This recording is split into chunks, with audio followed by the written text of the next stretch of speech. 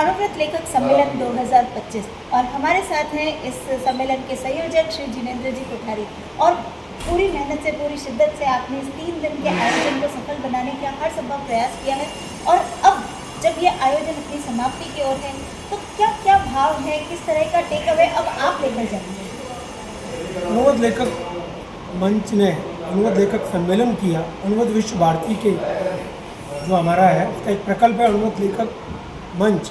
और अनुवाद विश्व भारती के इस अनुवाद लेखक सम्मेलन से हमारे साथ लगभग 80 के लगभग जो साहित्यकार जुड़े और जो हमने नैतिकता, चारित्रिक शुद्धि, पारिवारिक मूल्यों की, मानवीय मूल्यों की गहन चर्चा हुई।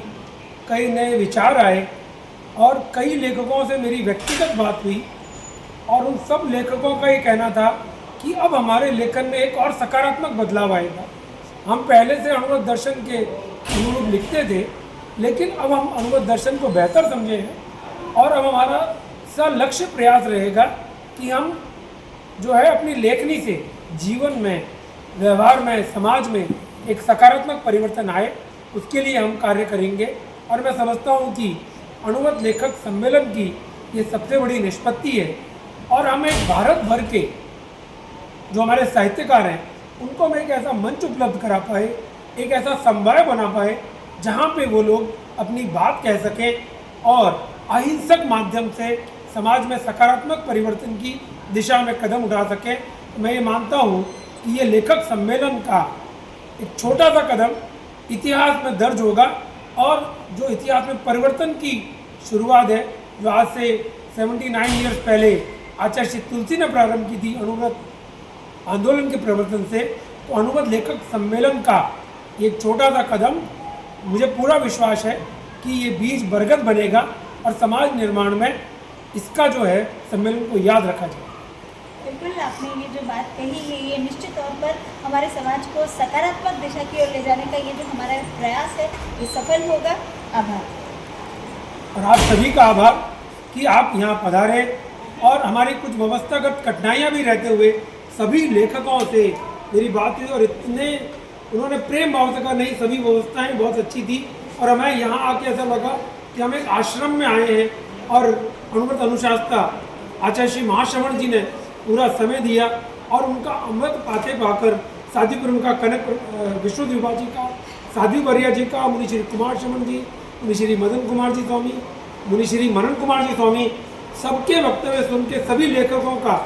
और सबसे बड़ी बात जो हमारी एक काव्य गोष्ठी हुई जिसमें संत वाणी और कवि स्वर, ये जो काव्य गोष्ठी और संतों ने जो प्रस्तुतियाँ दी, तो कई हमारे जो साहित्यकार जो अच्छे कवि हैं उन्होंने भी कहा कि हमें पता ही नहीं था कि संतों में इतने अच्छे मौलिक रचना करने वाले हैं, इतनी अच्छी मानवीय मूल्यों की परख रखने वाले हैं।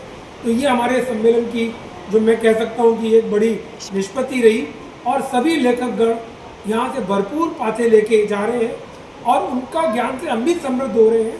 तो ज्ञान के आदान प्रदान का जो ये उपक्रम है वो अपना एक अमिट छाप मुझे लगता है जो यहाँ उपस्थित रहे उनके दिलों में रहेगा।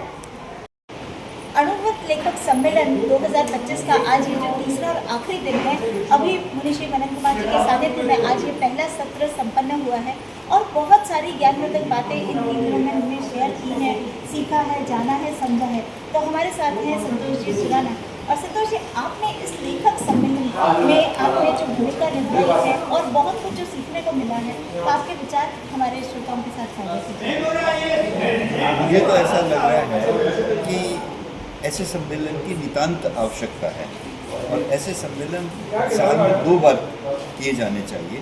और ये जो उसका जो निचोड़ या मैं कहता हूँ कि नवनीत जो निकलता है, उस नवनीत से हम अपने जीवन को एक अलग ही रूप देकर के अपना बहुत अच्छा जीवन जी सकते हैं, इसमें कोई संदेह नहीं है। बिल्कुल, आपकी ये आशा पूरी होगी।